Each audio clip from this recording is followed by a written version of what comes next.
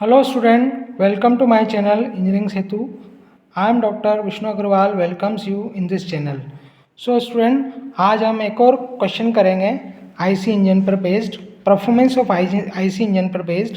इससे पहले भी मैं 2 से 3 जो न्यूमेरिकल प्रॉब्लम्स हैं उसके सॉल्यूशन डाल चुका हूँ। ये एक और इम्पोर्टेंट प्रॉब्लम है, तो मैं पहले इस प्रॉब्लम को रीड करता हूँ और जो भी गिवन क्वांटिटी है हम वो लिखते हुए चलते हैं। तो सबसे पहले देखिए, मैं आपके सामने गिवन क्वांटिटीज़ लिख रहा हूँ। देखिए, अ 4 cylinder SI engine has a compression ratio of 8। देखिए 4 सिलेंडर है, तो सबसे पहले हम लिखते हैं नंबर ऑफ सिलेंडर के इज इक्वल टू 4। अच्छा, 4 स्ट्रोक एसआई इंजन है, 4 स्ट्रोक एसआई इंजन है, तो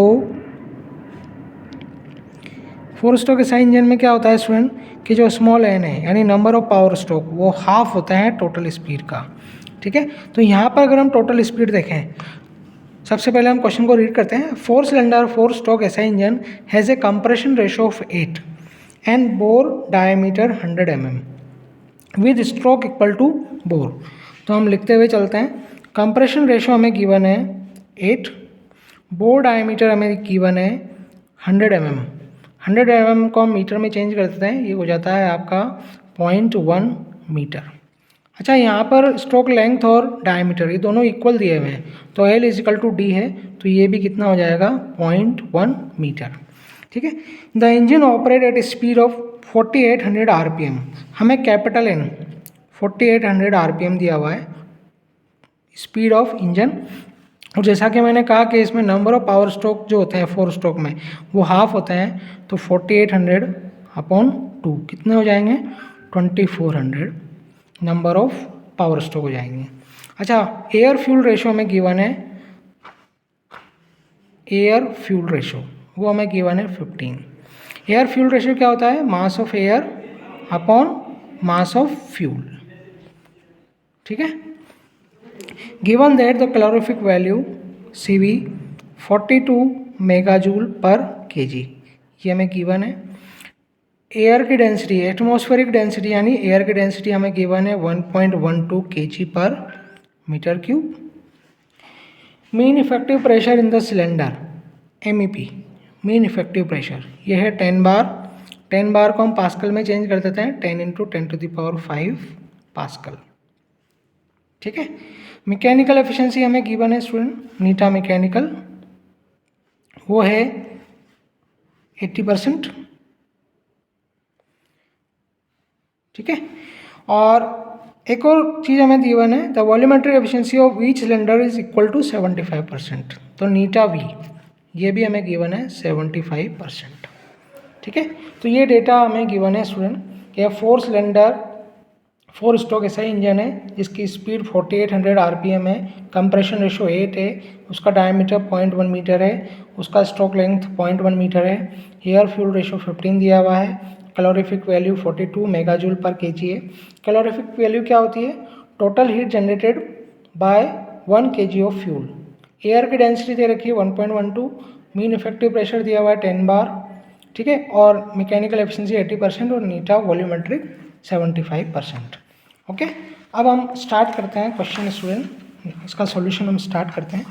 तो देखिए, सबसे पहले मैं फॉर्मूला लिखता हूँ इंडिकेटेड पावर का, क्योंकि इंडिकेटेड पावर निकलेगी उसी के बाद आपकी ब्रेक पावर निकलेगी। तो देखिए, इंडिकेटेड पावर का फॉर्मूला क्या है, इंडिकेटेड पावर इसका फॉर्मूला है number of cylinders mean effective pressure into L into A into N upon 60। तो ये स्टूडेंट ये इंडिकेटेड पावर का फॉर्मूला है। ठीक है, सारी वैल्यूज़ हमें गिवन है, इन सारी वैल्यूज़ को हम इसमें पुट कर देंगे। तो जैसे K number of cylinder 4, mean effective pressure हमें दिया हुआ है 10 × 10⁵, L 0.1, ये जो एरिया है एरिया ये एरिया होगा π/4d², ये पिस्टन का एरिया है। ठीक है, तो इसकी जगह तो ये हो गया π/4 और d कितना है 0.1, इसका स्क्वायर हो गया। स्मॉल एन हम निकाल चुके हैं 2400 number of power stroke upon 60।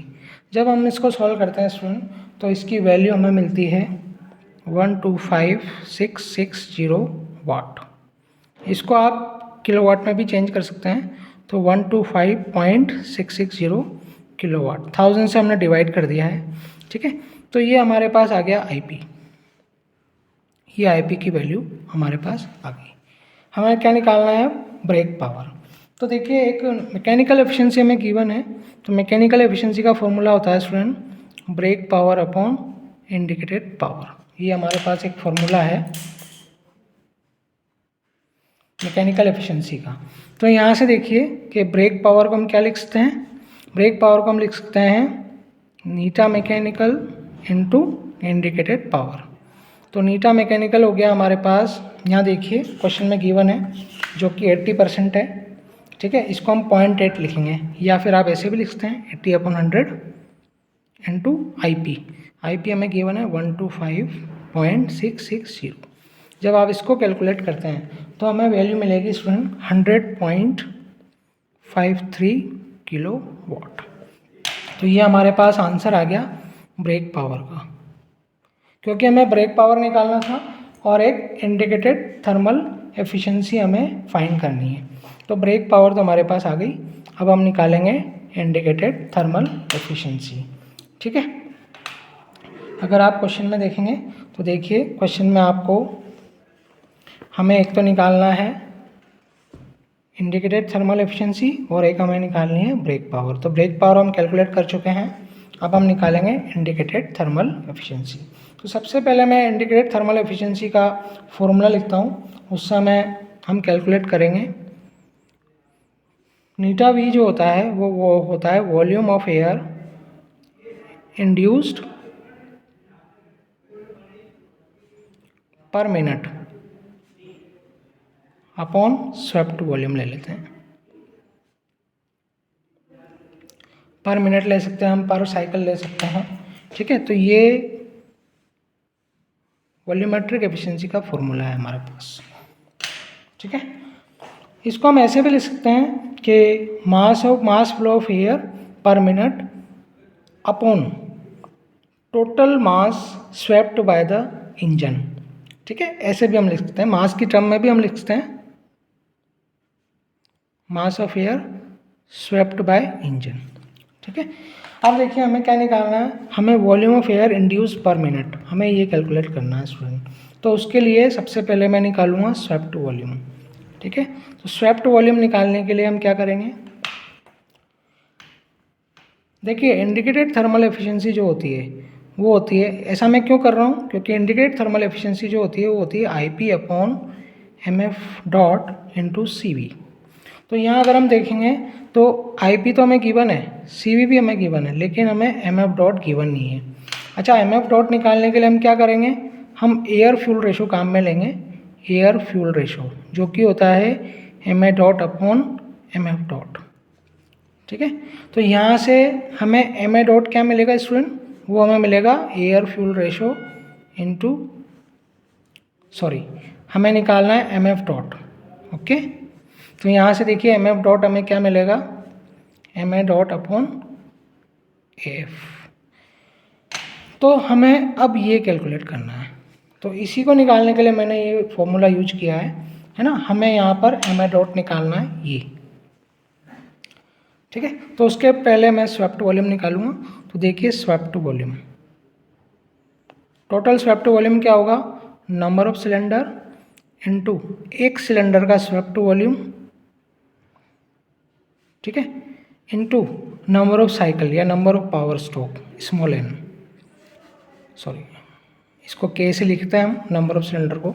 देखिए 4 तो आपके हो गए नंबर ऑफ सिलेंडर π/4, D हो गया आपका 0.1, ये भी 0.1 हो गया L, और ये हो गया 2400 नंबर ऑफ पावर स्ट्रोक। ठीक है, इसको जब हम कैलकुलेट करते हैं, तो इसको हम जब कैलकुलेट करते हैं तो वैल्यू हमें मिलती है स्टूडेंट, मैं डायरेक्ट लिख देता हूँ कैलकुलेट करके, ये आएगी 7.54 मीटर क्यूब पर मिनट। ठीक है, तो वॉल्यूम ऑफ एयर, तो वॉल्यूम ऑफ एयर वो क्या हो जाएगा, वॉल्यूम ऑफ एयर पर मिनट ये हो जाएगा, देखिए volumetric efficiency into swept volume. तो वॉल्यूमेट्रिक एफिशिएंसी अगर आप देखें तो क्वेश्चन में हमें गिवन है 75%, तो इसको हम लिख देंगे 75/100 इनटू स्वेप्ट वॉल्यूम हमें कितना दिया हुआ है स्टूडेंट, हमने निकाला है अभी 7.54 मीटर क्यूब पर मिनट। जब हम इसको सॉल्व करेंगे तो हमें मिलेगा 5.655 मीटर क्यूब पर मिनट। ठीक है, ये वॉल्यूम ऑफ एयर पर मिनट आ गया। अब हम क्या करेंगे, इस वॉल्यूम ऑफ एयर को हम डेंसिटी से मल्टीप्लाई कर देंगे तो हमें मास ऑफ एयर मिल जाएगा, और इस मास ऑफ एयर से हम मास ऑफ फ्यूल निकाल लेंगे, उसको हम यहाँ रखेंगे तो हमें इंडिकेटेड थर्मल एफिशिएंसी मिल जाएगी। चलिए आगे करते हैं हम सबसे पहले मास ऑफ एयर निकाल लेते हैं। तो मास ऑफ एयर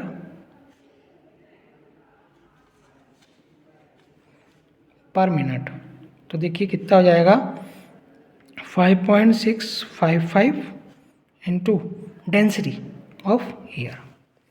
ठीक है, तो देखिए यहाँ पर तो मास ऑफ एयर हो जाएगा 5.655 इनटू, ये तो हमें दे रखा है मीटर क्यूब पर मिनट में, और डेंसिटी है हमारी 1.12 kg पर मीटर क्यूब में।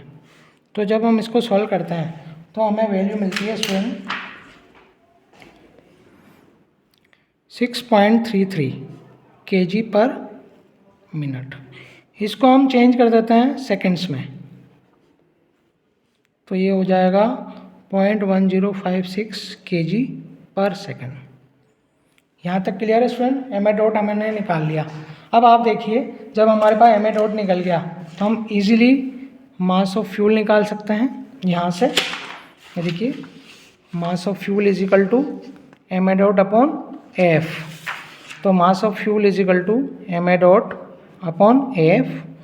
मास ऑफ फ्यूल हो गया 0.10, मास ऑफ एयर हो गया 0.1056, और एयर फ्यूल रेशो हो गया हमारे पास 15। इसको जब हम सॉल्व करते हैं तो हमें मिलेगा 0.00704 kg पर सेकेंड। ये हमारे पास मास ऑफ फ्यूल आ गया 0.00704 kg पर सेकेंड। अब देखिए, अब हम इंडिकेटेड थर्मल एफिशिएंसी का फॉर्मूला डायरेक्ट अप्लाई कर देते हैं। तो ये देखिए, ये इंडिकेटेड थर्मल एफिशिएंसी का फॉर्मूला है ये वाला। ठीक है, दिख रहा है सर? ये देखिए ये वाला। ठीक है, तो यहाँ पर देखिए, तो ये देखिए हमारे पास नीटा ITH इंडिकेटेड थर्मल एफिशिएंसी, ये हो जाएगी IP upon MF dot into CV।